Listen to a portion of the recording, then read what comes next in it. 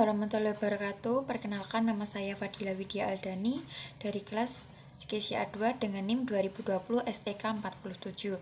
Pada kesempatan kali ini saya akan menjelaskan materi tentang sistem dan prosedur prinsip ijarah, qard, dan wadiah. Secara makna dan konteksnya dalam perbankan, ijarah adalah pemindahan hak guna dengan suatu barang dengan pembiayaan biaya sewa tanpa diikuti pemindahan kepemilikan atas barang tersebut. Yang berperan sebagai penyewa adalah nasabah dengan objek yang disewakan dan bank adalah pihak yang menyewakan. Baik proses maupun imbalan dari transaksi ijarah ini sendiri juga berdasarkan hasil kesepakatan kedua belah pihak. Akad ijarah ini berfokus kepada manfaat barang dan tidak boleh dilakukan atas suatu benda. Misalkan saja ada seekor sapi. Seekor sapi tersebut diambil susunya dan dagingnya dan tidak boleh diperjualbelikan. Dan yang kedua adalah rukun ijarah. Adapun rukun-rukun dalam ijarah adalah sebagai berikut. Yang pertama ada orang yang menyewakan suatu barang atau muajir dan mustajir.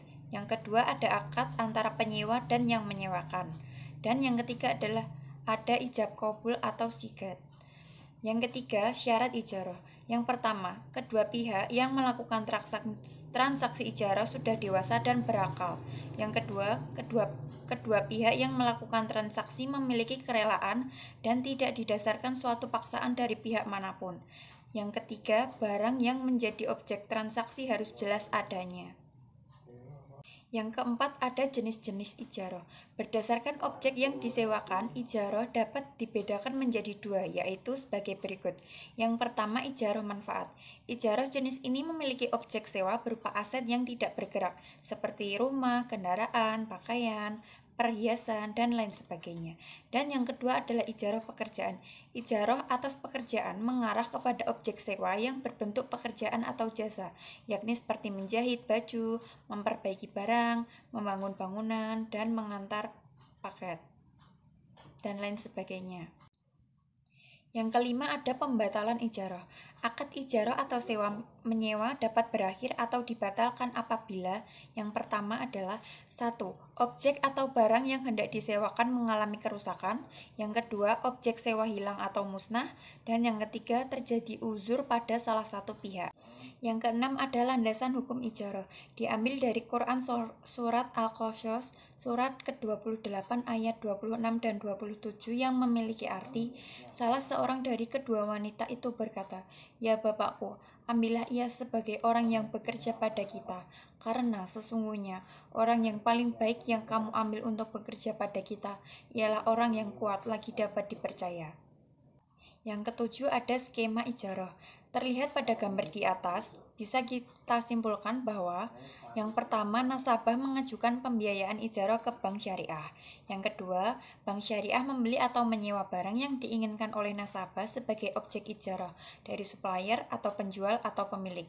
Yang ketiga, setelah dicapai kesepakatan antara nasabah dengan bank mengenai barang objek ijarah, tarif ijarah, periode ijarah, dan biaya pemeliharaannya, maka akad pembiayaan ijarah akan ditandatangani. Dan yang keempat, bank menyerahkan objek ijarah kepada nasabah sesuai akad yang disepakati. Setelah periode ijarah berakhir, nasabah mengembalikan objek ijarah tersebut kepada bank syariah. Yang kedua adalah sistem dan prosedur prinsip qard. Menurut Bank Indonesia, qard adalah pinjam-meminjam dana tanpa imbalan dengan kewajiban peminjam mengembalikannya pokok pinjaman secara sekaligus atau cicilan dalam jangka waktu tertentu. Qard berlaku tanpa imbalan karena meminjamkan uang dengan imbalan adalah riba. Pada dasarnya riba qard adalah hasil keuntungan yang didapatkan dari tambahan pembayaran pokok pinjaman yang disyaratkan oleh peminjam, sehingga pemberi utang akan mendapatkan kelebihan dari si penerima utang. Yang kedua, ada syarat dan rukun qard. Yang pertama adalah peminjam atau muqtarid. Pihak peminjam harus balik, berakal waras, dan tidak mahjur. Yang kedua, pemberi pinjaman atau muqrid. Pihak pemberi pinjaman haruslah seorang yang mempunyai kecakapan dalam menggunakan hartanya secara mutlak menurut pandangan syariat. Yang ketiga, dalam perbankan syariah, qard dijalankan sebagai fungsi sosial bank. Dananya biasa berasal dari dana zakat, infak, dan sedekah yang dihimpun dari sebagian keuntungan bank. Yang ketiga, ketentuan umum qard. Yang pertama, al-qard adalah pinjaman yang diberikan kepada nasabah atau muqtarid yang memerlukan. Yang kedua, nasabah al-qard wajib mengembalikan jumlah pokok yang diterima pada waktu yang telah disepakati bersama. Yang ketiga, biaya administrasi dibebankan kepada nasabah. Untuk sumber dana al-qard, yang pertama dapat diperoleh dari modal lembaga keuangan syariah. Yang kedua, keuntungan lembaga keuangan syariah yang disisihkan. Yang ketiga, lembaga lain atau individu yang mempercayakan pembiayaan keuangannya kepada lembaga keuangan syariah. Yang kelima, ada fungsi qard. Fungsi qard yang pertama adalah membantu nasabah yang sedang membutuhkan dana cepat untuk kebutuhan yang mendesak. Yang kedua, qard hasan yang menjadi pembeda lembaga keuangan syariah dengan lembaga keuangan konvensional karena membawa misi sosial di dalamnya. Yang keenam, ada macam-macam qard. Menurut lembaga keuangan syariah, akad qard terdiri dari dua macam, yaitu akad qard yang berdiri sendiri dan hanya bermaksud sebagai tujuan sosial. Yang kedua, akad qard yang terjadi sebagai sarana untuk melengkapi transaksi lainnya. Yang ketujuh, ada pengakuan dan pengukuran qard. Yang pertama, pinjaman qard diakui sesuai dengan besarnya jumlah yang dipinjamkan pada saat transaksi terjadi. Yang kedua, biaya administrasi, bonus, atau ujrah yang dananya bersumber dari modal bank diakui sebagai pendapatan operasional lainnya sesuai dengan jumlah yang diterima. Yang kedelapan, ada kegunaan qard dalam bank syariah. Yang pertama, pinjaman tunai dari produk kartu kredit syariah. Yang kedua, pinjaman untuk talangan keperluan haji. Yang ketiga, pinjaman untuk pengusaha kecil. Yang kesembilan, ada landasan hukum prinsip al-qard. Diambil dari surah Al-Baqarah surah kedua ayat 280 yang memiliki arti, dan jika orang yang berhutang itu dalam kesukaran, maka berilah tangguh sampai dia berkelapangan, dan menyedekahkan sebagian atau semua utang itu kepada lebih baik bagimu jika kamu mengetahuinya. Dan yang ketiga, ada sistem dan prosedur prinsip wadiah.